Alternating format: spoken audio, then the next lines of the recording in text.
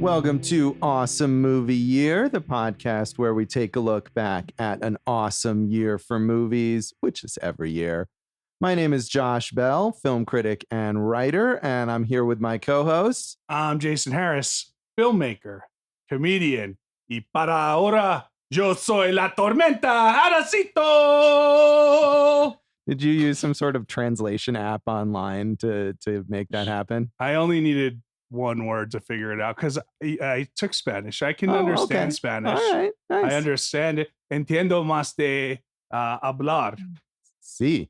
That's the extent of my Spanish. Yeah. So why are we speaking Spanish? Yeah, I called myself the Storm because that would have been my nickname if I was part of the Buena Vista Social Club. Yeah, so we've been talking about the films of 1999 in this season, and it's time for our documentary pick, which is Buena Vista Social Club from director Wim Wenders. And this is our second Wim Wenders episode, joining the pantheon of such greats as Rob Reiner and Martin Scorsese and other people. One or two others. Yeah, a few others. Checked on. Herbert Ross. Herbert Ross, yes, indeed. And I think maybe Mel Brooks. Him too. Yes. So yeah, quite a list, quite an eclectic list of filmmakers there. But we had a less than enthused response to our last Wim Wenders episode. In our 1984 season, we talked about Paris, Texas, which we were roundly castigated for not enjoying, but Dave liked. Dave liked it. Yeah, I sure did. And the audience, they said, Josh, Aracito, you two saw idiotas. All right. You're really stretching the limits of your Spanish knowledge here. You know, people really like that movie. They did. It's good that we are exploring more Wim Wenders, but this side on the documentary side. Yes. Although, as we'll come to find out, many of the collaborators of Paris, Texas participated. And by many, I mean at least two. There you go. Well, that's enough. Yeah. And of course, over his career, Wim Wenders has kind of split. He's made a lot of narrative films, but also has a thriving documentary career. But certainly this is his best known documentary, I would say. It was a big success. It grossed $23 million worldwide. I couldn't figure out what the budget was. I didn't find that figure anywhere, but I can't imagine it was huge. I had seen, I could be wrong, but I thought it was something like $250,000. That sounds right. I mean, so that would be an amazing profit for this film. It was also nominated for the Oscar for Best Documentary Feature, although it did not win. It lost to One Day in September. And of course, it was based on and inspired by a hugely successful album, the Buena Vista Social Club album, featuring all of these Cuban musicians, kind of curated by Ry Cooder. And that had sold 2 million copies in the US and won the Grammy for Best Traditional Tropical Latin Album, the very specific categories they have at the Grammys. At last check I had seen in 2015, it's over 12 million worldwide. So a huge phenomenon. It is. I mean, it was a huge phenomenon already. And I mean, I think that's why, Wim Wenders kind of came later in the process and said, let's make this film as they were putting together these concerts with these musicians. And of course, as you alluded to, he had worked with Ry Cooder before on Paris, Texas, and presumably they're friends and collaborators. And so Wenders comes in and says, let's make this film. Yeah. I think it was not him who said, let's make this film. It was Ry Cooder. Oh, well, there you go. Yeah. Who was scoring another film for him at the time. And Wenders had said, I could see his mind was still on Cuba. And Ry Cooder was going back, and he convinced Wim Wenders to come down.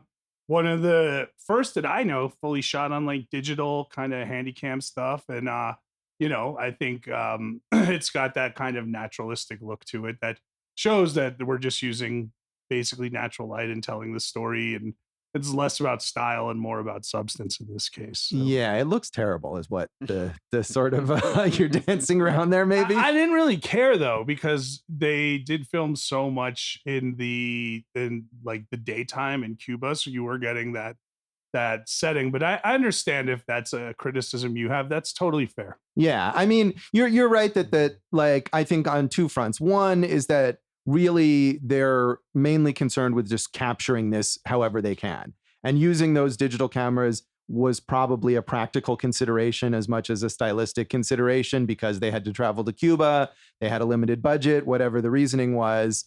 And yeah, those daytime shoots maybe are kinder to the digital cameras than nighttime might be. I mean, this era of digital camera, you see some like narrative film shot on digital in the 90s and they just look atrociously bad, and especially in the dark.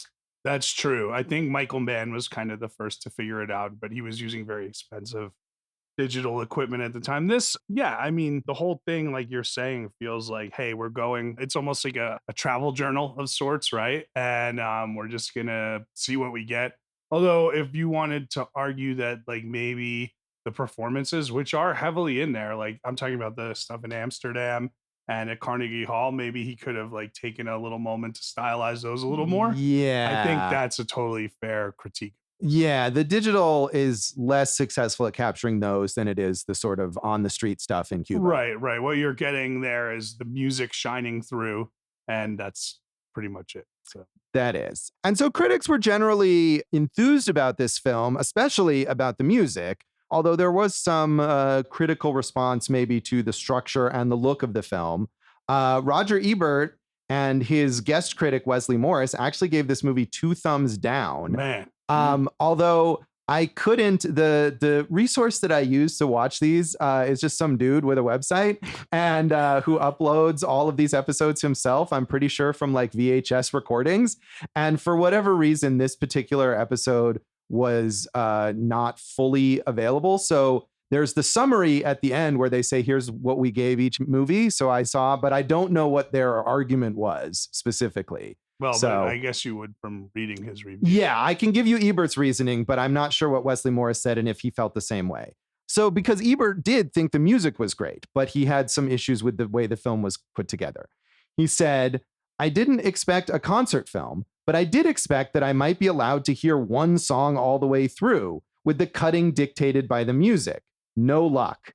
The songs are intercut with biographical testaments from the veteran musicians. These in themselves are splendid. The stories of how these performers grew up, learned their music, flourished, were forgotten, and then rediscovered are sometimes amazing, always moving. But the movie's strategy is to show them in performance, then cut away to their story, leaving the songs stranded. The movie reminded me of a concert where somebody behind me is talking and moving around all the time. Let them play. And I guess, but you know, we've talked about music documentaries a few times now. And my feeling is that like just watching a straight musical performance for an hour and a half will generally bore me. Yeah, I am in the middle on this one. Like the story is totally necessary to this, right? And I see Ebert's point because it's a lot of people like we said, this was like this caused a resurgence in this Cuban traditional music. So I could totally see wanting to hear the songs all the way through, but maybe there's a middle ground where like we could hear one at the beginning and one at the end. You know, as it is, it's an hour and 45 minutes running time. So you either got to cut a few songs in the middle or just kind of like go with the structure they had. But I think he could have like let one run all the way through at the end for sure. Yeah, there were a couple songs that I felt like were all the way there, but maybe there were parts that were cut out or whatever. And I think what Ebert is saying is that he wants both of those elements. He just wants them kind of separated more cleanly. Yeah. But to me, and again, I mean, for me also, like the music, I can appreciate that these guys are really talented, but this isn't music that I really am drawn to in any way. So I'm fine with not hearing the full songs. And I loved it. I love the music. But Josh, did you feel that like the structure was pretty, I thought, traditional in the way he structured this film? Yeah, I mean, to me, the structure was just kind of repetitive and basic. It's like, here's this person, here's kind of his story, here's some of his playing. Now here's another person. Here's some of his the structure. Right. And it was like, that was fine. But I after like 20 minutes of this movie, I was bored. One thing I did like related to this kind of mixing was that there were a few times where he would show one of these musicians kind of playing on the street or in their apartment, just kind of casually. And then it would transition into the version of that they were performing on stage. And I thought that was cool. Yeah, that was a way he used to get into these particular subjects. And the best one of that I noted it down, I thought was Eliades Ochoa Bustamante, who was the guitar player and you see this like great pan shot over these train tracks, and you're hearing this natural like sound from all over whatever the environment is, and then he's just sitting on like a concrete whatever, like, a broken piece of concrete playing guitar, and it's like, man, there's music all over. It really gave you this feel, and just how important it was to him and to country. And like you said, like then they go into the performance, and I like that as well. Yeah, it's cool. But again, I feel like there's another sort of that technique where he does it so many times that it goes from being cool to being like, oh, okay, here's another one of these, where he just like the camera kind of wanders up to the person and they're like, oh, look, here they are. And see, I liked all that. I think what it is for me is the two pieces, because like, so, and for instance, another example would be the Ruben Gonzalez, the piano player, right, where he's kind of going up through this like old building, this old hall that there's, and then you hear the piano all the way through, and then you see him playing, and you see these like young gymnasts like kind of practicing there. And to me, what you're getting is great environmental shots of that area, which I like, and the music is so captivating to me. I think you wouldn't have minded it if the music was, if you felt the way I do about the music. Yeah, maybe so. I mean, that certainly would have helped, but it felt like some of the techniques where I was like, oh, that's neat. After like the third or fourth time, I was like, all right, I'm done. Right. But again, could that also be because like they just went on a whim, not a vim, Yeah, I got that. Thank you. whim, Yeah. WHIM, not WIM, Yeah. and just kind of shot whatever they could at the moment, right? And then that may be very well that, yeah, absolutely. And that's probably, goes to also the use of the cameras, and they just kind of grabbed whatever they could use. But it still to me makes the movie feel a little dull at times. So Kenneth Turan in the LA Times was more positive overall. He said, under Wenders' direction, Buena Vista Social Club has a trio of focuses: the people who make the music, the city and country that nurtured them, and most gloriously, the music itself. Besides allowing these sharply dressed, stylish veterans to tell their stories, Buena Vista Social Club provides a tour of beautiful but crumbling Havana, routing us along the sea-swept boulevard called the Malecon and revealing the sad states of disrepair the city's elegant buildings have fallen into. That this caliber of music comes out of these melancholy and romantic streets is no surprise at all. Being able to hear this kind of playing is a special moment in time, one we don't want to end and one that we're privileged to experience. And I mean, I think ultimately that's, regardless of what you think of the style or structure of the movie, that is really the point, that we're capturing these people in a moment when we may not ever be able to do it again. It's so great. And actually, one of the criticisms I have of the film is like one of the last things Ry Cooder says in his narration is, we went to Carnegie Hall and this was the last time the Buena Vista Social Club ever played together. And I was like, well, why? Everyone was still around. Why didn't you play more? So I would have liked to have known that. But yeah, the celebration of music and these artists who were forgotten and rediscovered, like that's always a cool story. And we've seen that work a lot of times in music documentaries, Searching for Sugar Man, A Band Called Death. I think we think of those more in that style, but this is kind of like a forerunner to that. Yeah, I mean, I like those movies better, I think, in part because there's more of a sort of narrative through line where they're telling a story. And like musically, I couldn't tell you anything. I don't remember anything about the music in those movies. Really? But Sugar Man. Thank you for that. But I mean, but my point is that like, I don't need to be captivated by the music in order to find the stories fascinating in those films. And I didn't feel that way. No, yet. I get it. I understand what you're saying. And I think it's a fair criticism. But at the same time, like I was able to overlook it. One thing is they split so much time, right, between all these members. Maybe had they focused in on just a few of the members, it would have gotten to that point for you. But I get it. It's like, look, man, this is the shot for all these people, and it's like he wanted to give them all their due. Yeah, and that's admirable, of course. So Owen Gleiberman in Entertainment Weekly had he had his criticism from a different angle. He said, the performances make you want to know who the band members are, where their music comes from, and how it played out across a tempestuous century of Cuban life. Astonishingly, the film reveals almost nothing of this. During the interviews, the musicians smile, puff on lusciously oversized cigars, and gently reminisce about meetings and performances from decades ago. Yet the conversations are perfunctory to the point of appearing merely promotional. I raised the point not because I wanted to see a political tract, but because what the film leaves unexplained is how the joyous musical outpouring, which predated the revolution, could fare under a system with a pathological distrust of beauty.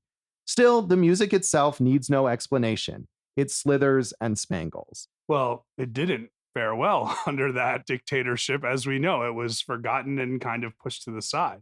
Right. But I mean, I see his point in that it does feel as much as these people, I mean, and maybe not specifically just about the politics that he's talking about here, but in general, like as much as these people are endearing, I did feel like all of the interviews were superficial. This movie to me felt like a promotional sort of supplement to the album. See, I'm not going to say, I mean, that's okay, but I would say less than that. It felt unfinished to me. Like, I think Wim Wenders could have done more work. Like, I would have loved to have seen footage from, and maybe it doesn't exist. I don't know. Right. But like, there is that segment with, again, Ruben Gonzalez, where he's like carrying around these pictures of his old band leader. And it's amazing because he's carrying them in a plastic bag. And like, Ibrahim Ferrer talks about how they're not materialistic, but like these things are like, right, I would say treasured artifacts of his life. And he's just carrying them in a plastic bag because that's what he's used to.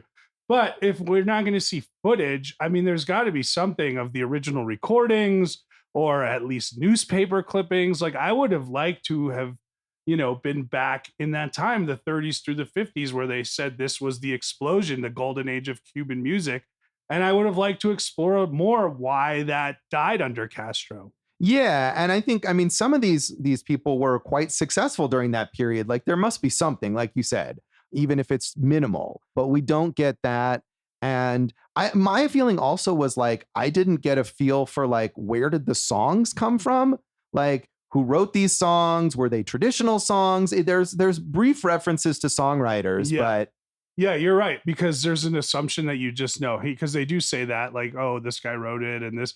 But I felt the same thing of, you come in and it's Ry Cooder talking and like, we know who Ry Cooder is, but like, I think in a documentary, you can't just assume people are going to know who Ry Cooder is, right? Like he's an acclaimed musician, but he's not a household name. I would always think you would want to at least say, at least have that interview. I'm Ry Cooder. I've been playing since the 60s, blah, blah, blah, So I think that was a failure of the film for sure. I guess. I mean, my feeling is like, he's not the story really. Like you get, he's the American guy who's bringing these guys together. And that's all you really need to know about him.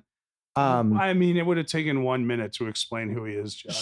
Sure. But I'm much more interested in learning more about these Cuban guys Me too. Than him. And so actually elsewhere in Ebert's review, another one of his big complaints is that this movie venerates Ry Cooder too much. I saw that he said they focus on Ry Cooder and the performances too much, but I didn't think that was the case at all. I thought, you see him do the slide guitar at the point where there's a slide guitar part in the music, like, but I don't know how it could venerate him too much in that like he and Juan DeMarcos Gonzalez like produced this thing together and found these guys and brought them together. Of course they're going to be excited about that, Right. And yeah, I'm kind of with you that I thought I didn't need more about him, but I thought it was fine placing him exactly where he was as, again, the sort of guy who helped put this together and is enthused about it, but it's not about him. Right. I think 1 minute more would have gone a long way just to be, he's got X amount of Grammys and he's played in so many types, world music is his thing, right? That's not what we know in America as like a mainstream thing. I would have liked to have, I've made my whole career in world music and I've played with this band and this band. And that's why, because I also think that builds up to why it was so important for him to be down there because he's played with all these legends, right? So if you have that background and he considers these guys to be of that level and above, right? He said Gonzalez is the best pianist, the piano soloist he's ever seen. Like, that's what I need to know that I'm not getting. Yeah, no, that's fair. So I think you had seen this film before, right? I had seen it before. It was one that had like slipped through. I think we all knew about it when it came out and I had never seen it. And then maybe 10, 15 years later, I sat down and I watched it and it was just joyous for me. Yeah, but you never got to see the Buena Vista Social Club perform. I would totally love to. That's the type of thing I would love to Yes. do. And, they are still out on the road in some form. Obviously, a lot of the people are dead from this movie, but the music lives on with the Orchestra Buena Vista Social Club. And I would totally go see that. I'd love to write about it. That's the type of thing I really lean into. Totally. Yeah, I had never seen this. I was certainly aware of it, but as we've established in previous episodes, music documentaries don't really interest me that much, and this is not my kind of music, but certainly was aware of it as this phenomenon when it came out. So, Dave, as our music guy, were you familiar with this film? Certainly had heard of it, but no, I'd never seen it either. And so I was happy to get to check it out. And I loved the music. Yeah. That's what I was going to ask you, because you don't really, your music's more like. Yeah, I'm more of an alternative music guy and, stuff like that. And but I can appreciate the musicianship here. Yeah, it just, to me, is like it gets in your bones and you want to just start dancing and everything. Well, I don't dance. No, you definitely maybe on the don't, Patreon. So. Yeah, nah, even there. But I'll use any excuse to dance. You will, indeed. You have any other background on this that you want to mention? Well, like you said, the Lost to One Day in September. What I found interesting was that 3 of the 5 movies that were nominated for Best Documentary were all music movies that year. So there was Speaking in Strings and Genghis Blues, which were also films about music. And then there was one about boxing called On the Ropes. Let's see, anything else? So I think they kind of mention it, but they kind of just gloss it over, right? This project started with an album called like A Toda Cuba Le Gusta, all of Cuba likes, right? And it was Cooter and Juan DeMarcos, right, putting this group together. And then the second album to come out of it was the Buena Vista Social Club, and that became the name of, or the what this whole thing became synonymous with. And then after that, they almost formed a brand, right? Buena Vista Social Club presents, introducing Ruben Gonzalez or Ibrahim Ferrer, and they were able to put out a lot of albums, which is very cool because now this music has found such a wider audience. That it has, much like our podcast. We're the Buena Vista Social Club of film history podcasts. We are. We were forgotten for years. And maybe we still are. Yeah. We'll get there. Come on, Ry Cooter, save us. Yeah, that's what we need. We'll come back then in a moment and get more of our general thoughts on Buena Vista Social Club.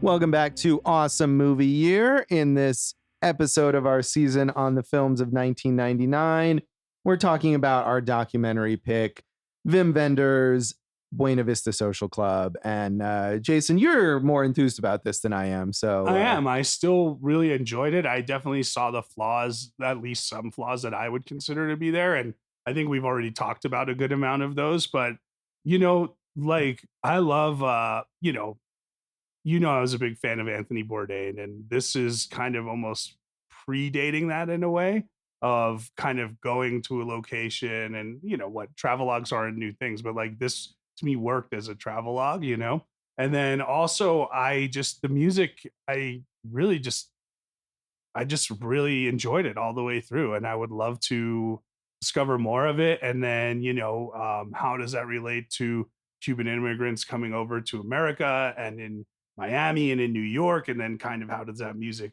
move and change? Like, I love all that stuff. So I understand all the criticisms. I just think the music is really the top for me. And like you said, we don't need to enjoy the music to enjoy the documentary, but it certainly helps.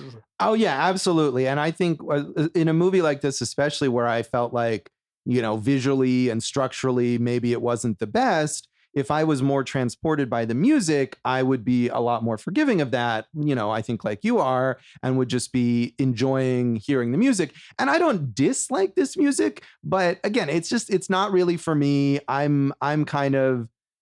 honestly, like when they're just performing, my mind is wandering. I'm kind of zoned out a bit. You didn't have any, you didn't feel happy for them or anything like that, because it's amazing. They were in a communist dictatorship. And like when they found Ibrahim Ferrer on the street, he was like shining shoes for extra money. And like, that's like, imagine they found like Tony Bennett on the street, right? And it was like, does anyone remember this guy, Tony Bennett? Yeah, we remember Tony Bennett. Oh, he's down there and he's shining shoes.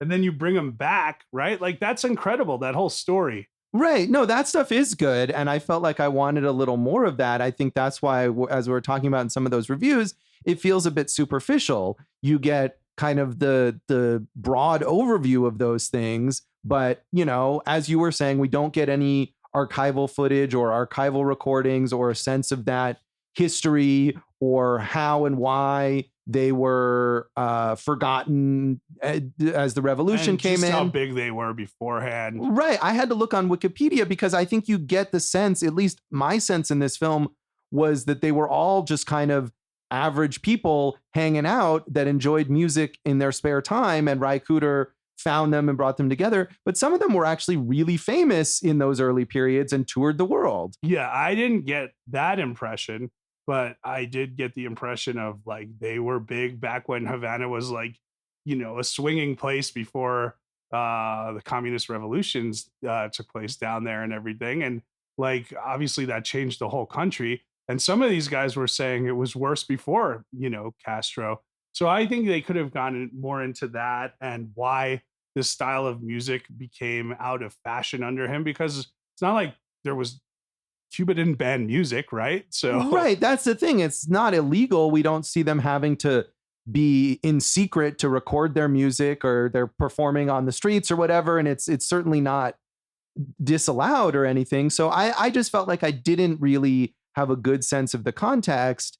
And if that's what I'm looking for, is the story, is a narrative or a broader sort of social message, and that's not really there, then you're left with the music, and the music is great, but it's not for me. I understand you wanted to connect a little more to the whole piece. And, you know, when researching it, you find out like, hey, these guys were allowed to tour the world, but other than a per diem, they weren't allowed to take home a salary because they're in a communist regime. And, Right. you know, there's some crazy stuff like that. But did any story of any of the musicians, was there one that maybe excited you or anything? No, I mean, a lot of them are interesting. I feel like that was the thing, is that they were interesting enough that I wanted more, and I just didn't get that. Like, I thought, what's his name? Campe Segundo, Campai Segundo, the 90-year-old guy, was fascinating to watch him, and just the life that he's lived and the attitude that he has. And he's sitting there talking about how he's smoked cigars for 85 years.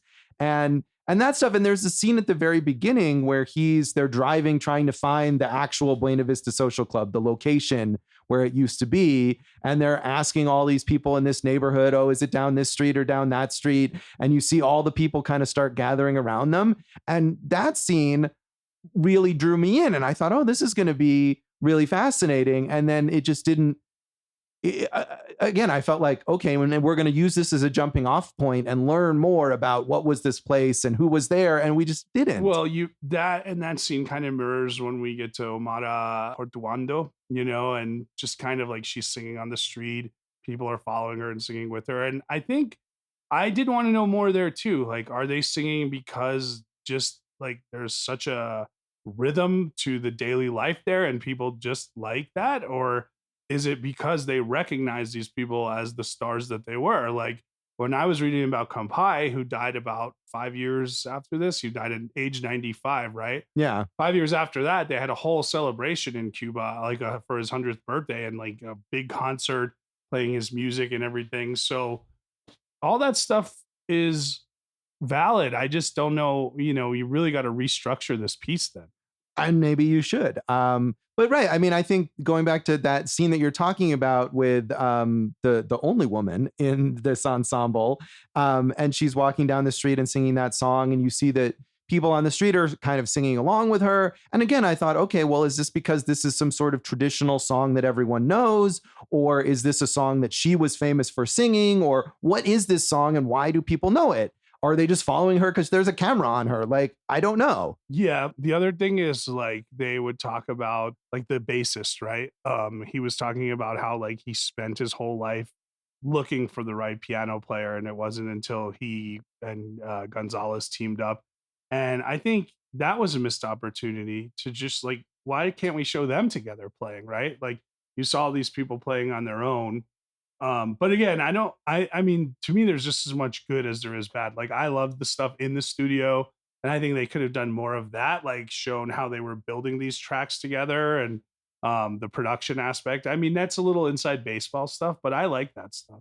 Yeah, I don't dislike that stuff necessarily. I think that could have been good. But to me, what's most unique about this is the cultural situation. You can see a million music documentaries that show you musicians in the studio recording tracks. Right. There's the game of dominoes between Pio Leyva and Puntalita. And like, that's fun because there are these two old Cuban singers and they're talking a little trash to each other and playing dominoes. I would have liked to have seen more interaction with this whole crew. Sure. Yeah. Yeah.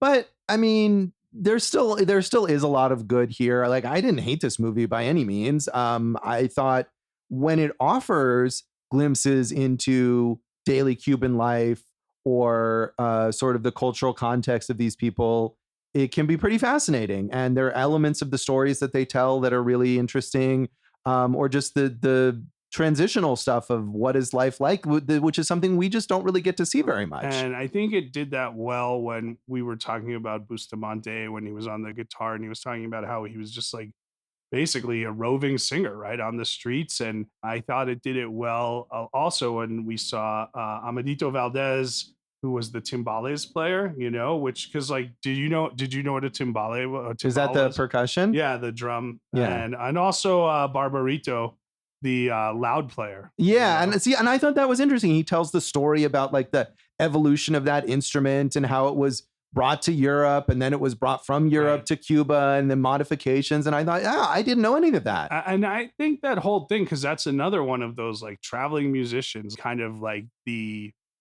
I don't want to, in Ireland, you have the buskers, the street musicians, but there is such a grand tradition of like, we travel for the art and we just play our music and we survive however we can. Like, I would have really loved to have known more about that, But again, now we've made this a 6-part miniseries, Josh. Right. Well, and that's probably what it would be if it were made today. Netflix would commission it and it would be an Ibrahim Ferrer episode. And right. And you'd have to have Ry Cooder would have to be like Anthony Bourdain or something. He'd have to be the host of it. And I like this idea. you like it? This. Yeah. I watch it. See, and I don't know. And then I'd have different complaints about it. So I'm not sure that I'm, going to sit here and say that I know better how to have made this movie. I just feel like it did feel incomplete or like there were things missing to me. So you hear that, Wim Wenders? Right. Josh says he could have done a better Buena Vista. Right. No, what I'm saying is that I don't necessarily think that I could have, but I still felt dissatisfied watching it. And let's let Dave jump in. Dave, yeah, what did you think? I mean, I think with any documentary, you kind of have to ride that line between, entertaining and informative. And this definitely goes more on the informative side of things. It's the music is great, but everything else is interesting, but not exactly entertaining. Were you like, when I think of like some iconic shots from like music documentaries, and I think of like The Last Waltz or something like that, and the way Scorsese's able to move the camera, I didn't love the way Wenders moved the camera on the stage that much. I didn't love the way he moved the camera. I didn't love the way the camera looked, like to begin with. So, yeah, I mean, that I do think is a detriment, is that they're using these digital cameras, these early digital cameras that really look terrible. And to me, I wouldn't have minded it had he separated it, or like if he had used that for like the naturalistic stuff. We're shooting it all in the day in Cuba, and we're gonna go with that.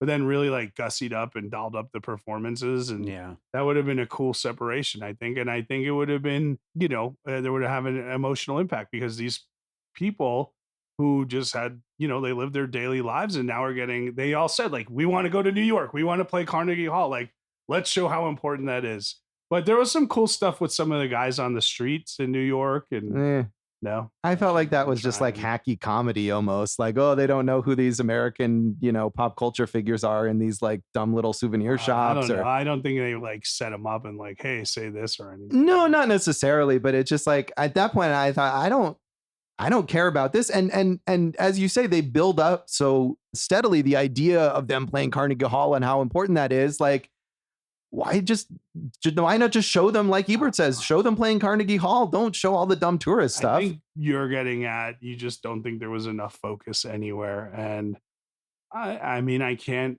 to me, the music was just so good I didn't care. Yeah, yeah. But yeah, I mean, I think those performances too, especially we've seen, like we talked about Stop Making Sense, and maybe we didn't love that movie, but that's a movie where Jonathan Demme has really carefully considered how to shoot a live performance, and that's all that movie is, and Right. he comes up with new ways to do it, and that's just not what they're doing here at Yeah, all. that was my criticism of that movie, was that was all that there was, right? Right. But I mean, if you're shooting the performances, you can do it in a creative way, and he's shown that. I agree. I'm just not going to hate on it because I like the music so much, and it kept me entertained, and I wanted to root for these people. And I don't hate musicians who have given their life to their craft, Josh, unlike you. I mean, I don't hate them, and I didn't hate the music. But I do find this music kind of, as I was saying, when we talked yesterday after I watched this movie, I took a little nap because it kind of lulled me into a little sleepy state. Chan. Okay. Well, if Jason is singing, then I think we've reached the end of this. So I agree. Should we rate this out of 5, I don't know, weird Santeria idols? I was gonna just say loud since we sure I that was gonna too. say Cuban cigars. Oh yeah, there is a cool scene of the cigar making that was sort of random, and it was another one of those things. I was like, oh wow, I could learn more about this, but no. All right, I'm giving it 3.5 just because I love the characters and I love the music. So. No, that's fine, and I think most people agree with you. I'm gonna give it a 2.5 with the acknowledgement that it's just clearly not for me, but it's fine. So Dave. I'm going with 3. It's like you said, it's fine. The music is great, but that's it basically. Bunch of wet blankets here today. That we are. So we'll come back in a moment and talk about the legacy of Buena Vista Social Club.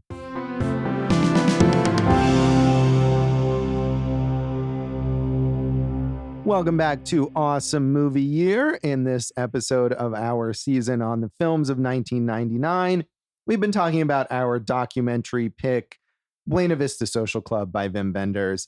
And as we have already talked about, I mean, this movie and the album that it was based on were a launching point for all of these musicians to kind of have a resurgence in their careers. Pretty amazing. I mean, we see it now more with like the ability of media to go worldwide so fast, but this is great. Like they were able to go and tour around the world again, and they did it, only a certain amount of gigs as the Buena Vista Social Club, and then each one of them kind of toured on their own. Ibrahim Ferrar, at the age of 72, won the Best New Artist Award at the Latin Grammys. So that's pretty exciting. And they all got to make albums and really take their rightful place in history and music history. Yeah, and that is a heartwarming thing. And I think Ibrahim Ferrer seems like he was the one who broke out the most on his own and recorded a bunch of albums. And like you said, won that award and toured extensively. But all of these people really were able to do something. It seemed like Ruben Gonzalez also was Kampai, like you said, very charismatic. He was already 90 at the time. Right. So how much can you do? Yeah. But Omara, like they all did great, it seems like, and they all worked constantly from this, I think. So they all have such a specific skill set that, like, why wouldn't you want this person doing this on your album? Right. And I think there was just this flood of goodwill for them from musicians around the world that they wanted to work with them and perform with them and stuff. I thought it was interesting. One thing we didn't mention is like Ry Cooder was like, I heard this sound in the 70s and I haven't been able to get out of my head since it was Barbarito Torres, the loud player. And it's like that would have been an interesting scene for those two to connect and like talk about that. Right. Yeah. He mentions it, but we don't really follow up on it. And that is one of those things I think that the movie does where it tells all these individual stories, but there isn't a lot of the way that they exactly.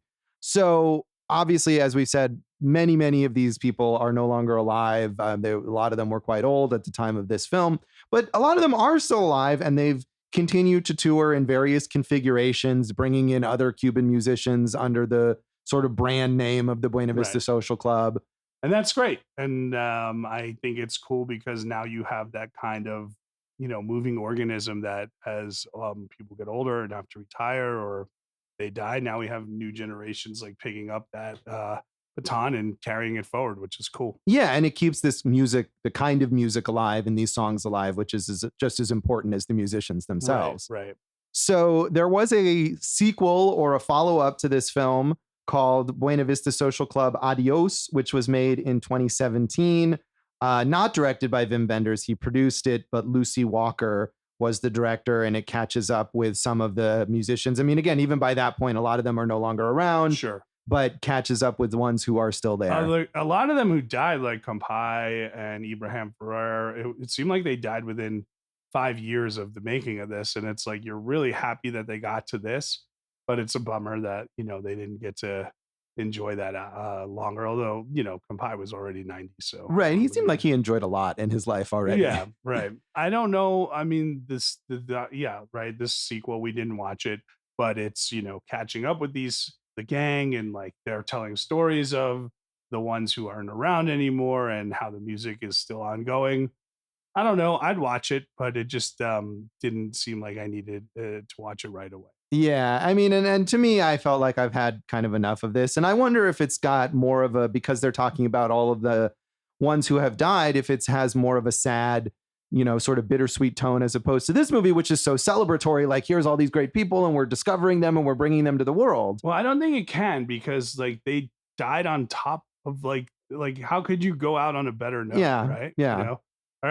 Josh, I had my old acting teacher, Joseph Bernard, who was not a Cuban musician, right? But right. He's like a legendary acting coach. Like, when he died, he was in his 80s, and he was old and sick, and he had flown to New York, and he was Jerry Lewis's acting coach on like a Law and Order episode, and he died in his sleep in his room at the Waldorf Astoria. And it's like, sometimes you get to go out the right way. Right. Yeah, that sounds pretty good. So yeah, these guys, at least they had that time at the end of their lives to really appreciate and be appreciated. I think that's just as important, right? They're getting to do what they love, but they're getting that love back to them. Yes. So, I mean, we talked about Wim Wenders' career when we talked about Paris, Texas.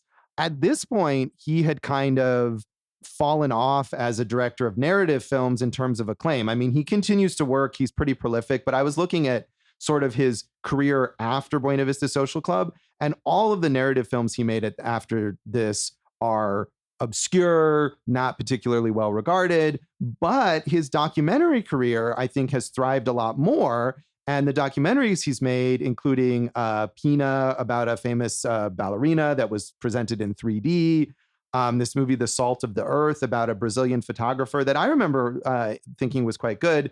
And recently he made a documentary about Pope Francis. I feel like all of those get a lot more attention and acclaim than his narrative films.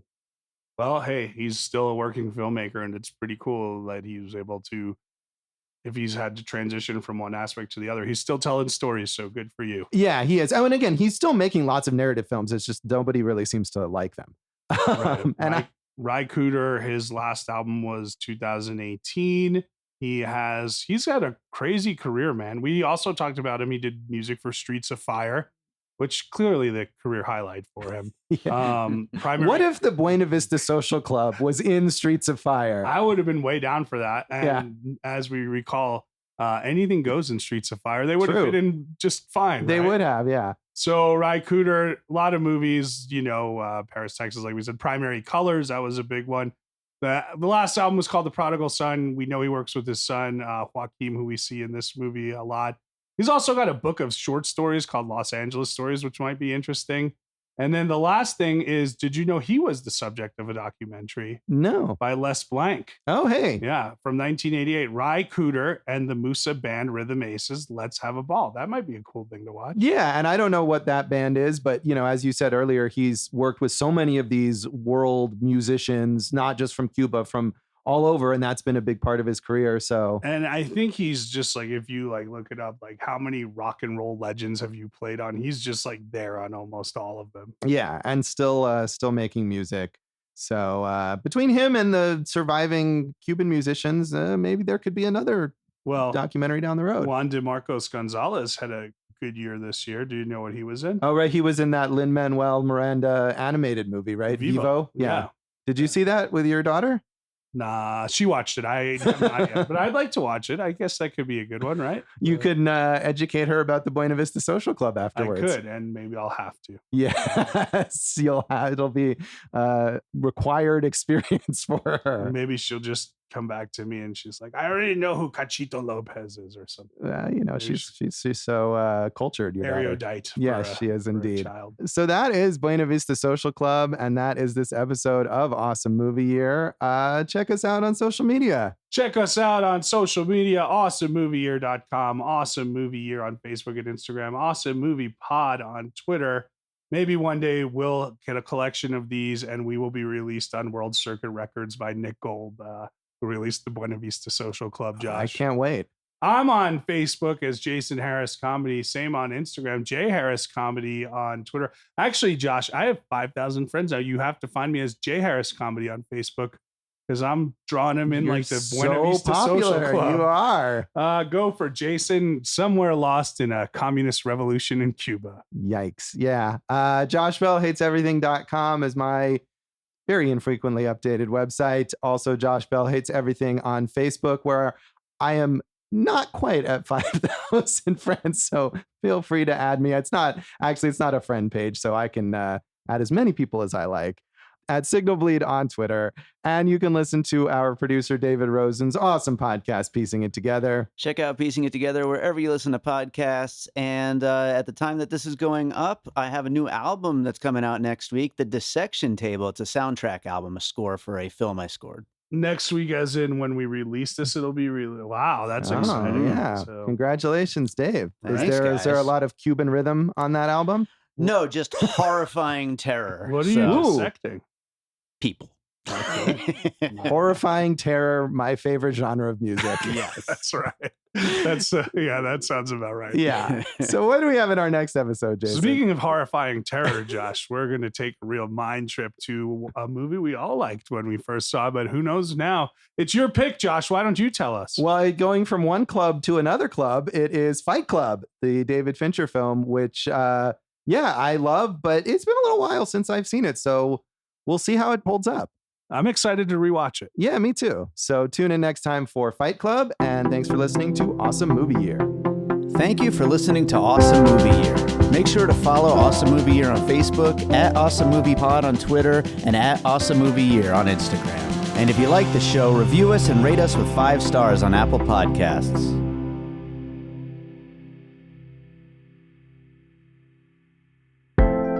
An All Points West production, produced by David Rosen in Las Vegas.